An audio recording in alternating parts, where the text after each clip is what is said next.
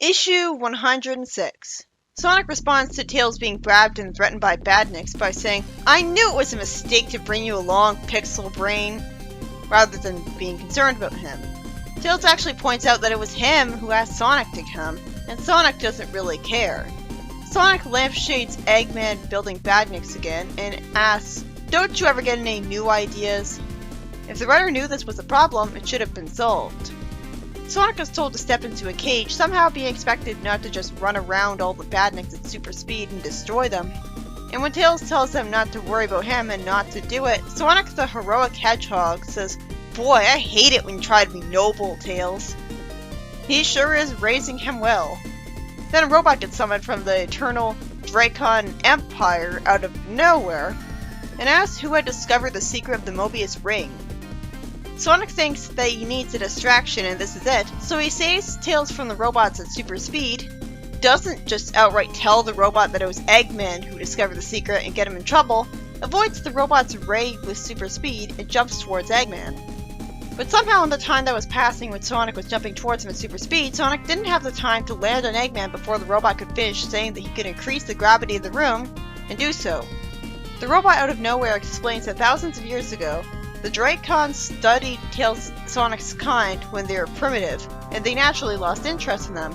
And they left behind the Mobius ring when they left, knowing that one day the Mobians could understand it become a threat to them. Why didn't they pick it back up then? Why did they leave it there on purpose?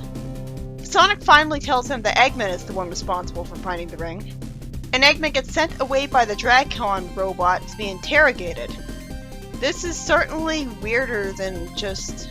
at least they explain why the warp ring is there, but I think I would have preferred it if it was like an Archie's 3 Blast adaptation, and the Mobius ring was just there for no reason.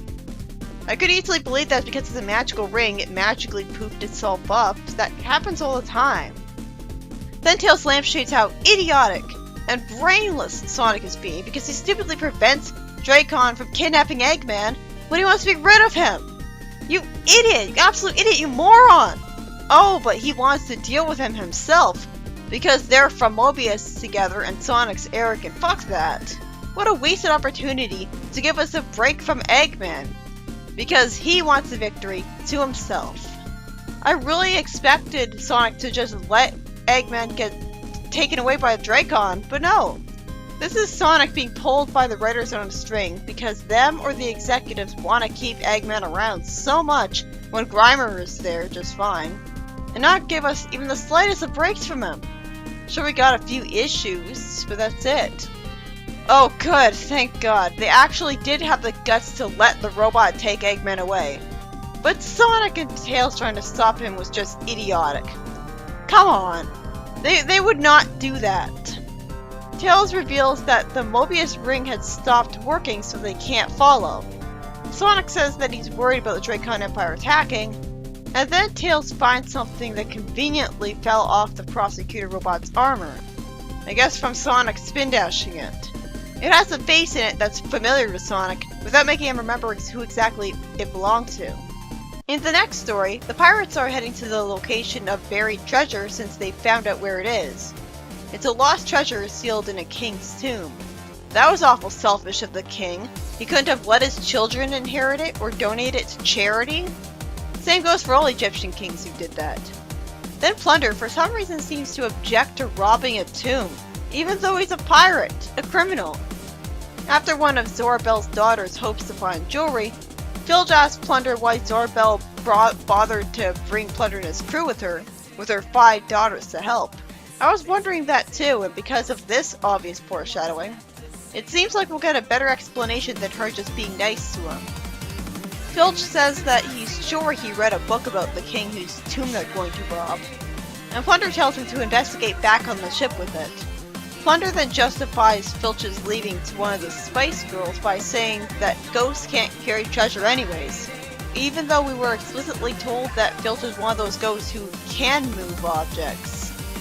After Simpson has some annoying dialogue and is told to shut up, by the way, I picture him having Mickey Mouse's voice. Plunder says that he hears these kinds of tombs have traps in them, and one of them has to scout ahead.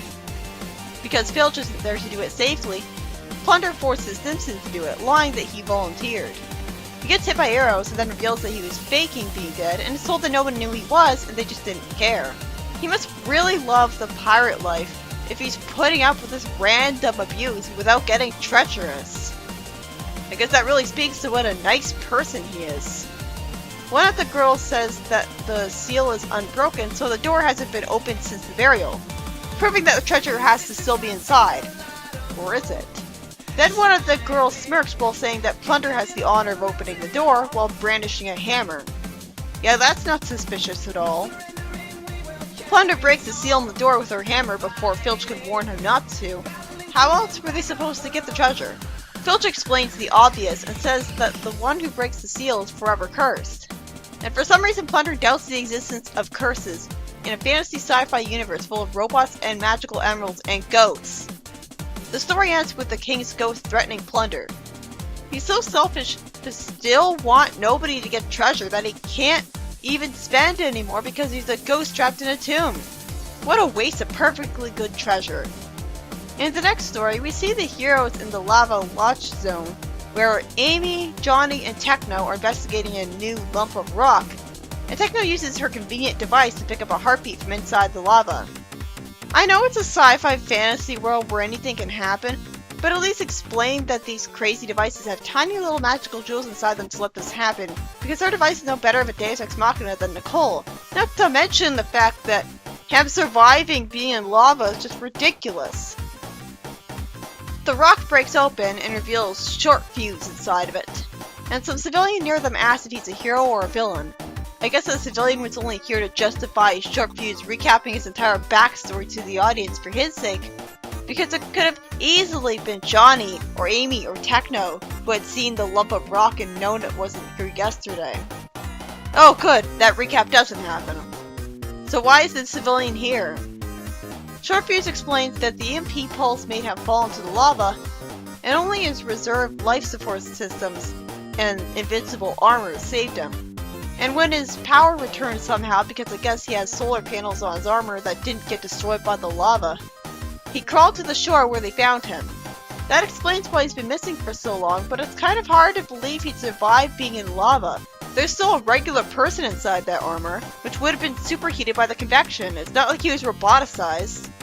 We could have just had him trapped under rubble or bound by the heroes immediately to be recharged. Short Fuse complains that he had wanted to be the one to beat Eggman because of his grudge against him. Yeah, right. That's why you were right in front of him and had him at your mercy, and you did nothing to take him down. Nothing! Short Fuse is told that being a hero has made him too intense, meaning short-tempered, and he takes the advice rather easily to get a normal job. In his armor, he clumsily breaks some glass while trying to get someone double glazing because he somehow doesn't know his own strength even by this point. I see this is going to be a ripoff of the story where the meta robot tried to get new jobs and failed at it. He ruined some burgers by trying to cook with a laser blaster when that's against common sense and he was already told not to do that. And he quits acting, which was one of the things that the meta robot also tried out, because he was arbitrarily forced to do 20 takes of throwing something at someone. This all seems very arbitrary.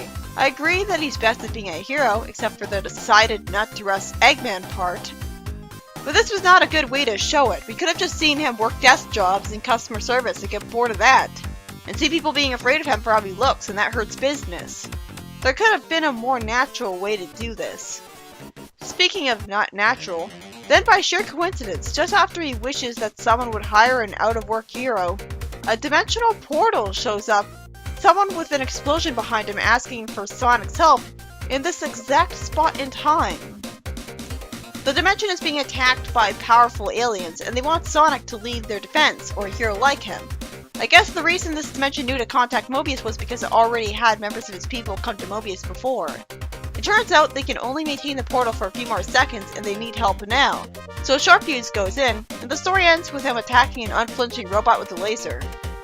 In the next story, Sonic goes to a desert with reports of people going missing in it, and he gets sucked into some sort of electricity thing that doesn't shock him, so he just got warped to a fancy looking new zone.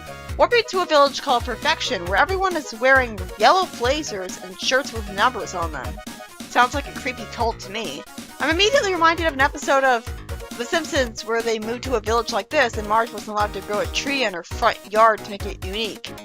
Or, wait, no, I think that was Fairly Odd Parents. I remember because everyone was hypnotized by milk to be part of a hive mind. So it's interesting to see Sonic's take on it. Since Sonic thinks for himself, he refuses the blazer and says, "Eat dust, losers, I'm out of here," running off, before wondering where the missing citizens are.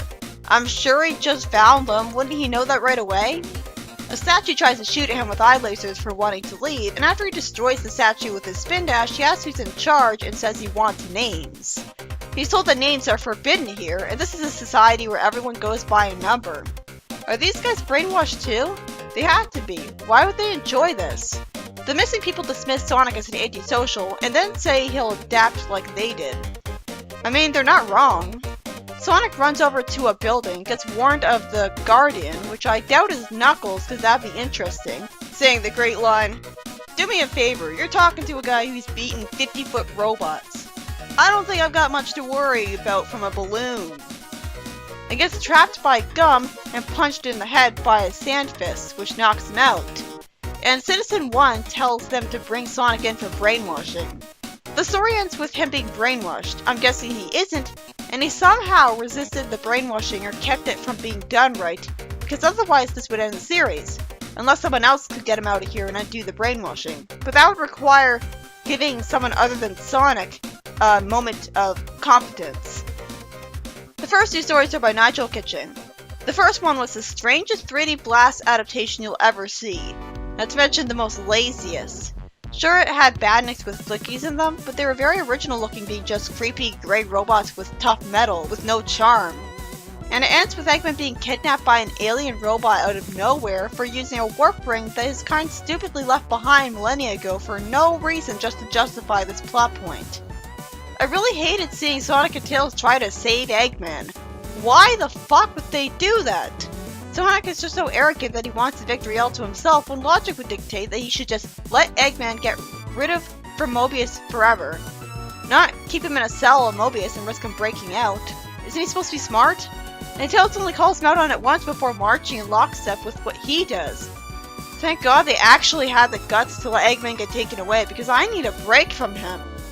The second story has Plunder get cursed and threatened by a King Ghost for breaking the seal on his tomb in a hunt for treasure, and the Pirate Queen knew this would happen, which was clever of her. The third and fourth stories were by Lucas Stringer. The third one, we see Shortfuse come back from being buried in lava rock and somehow surviving it. We could have had him buried in the rubble and it would have made more sense, or found right away. And the story continues to be written not very naturally, as Shortfuse's problems with his normal jobs are all very artificial. We could have had him just not like desk jobs. And then an interdimensional portal happens to pop up at just the right time and place and gets his help staving off an alien robot invasion.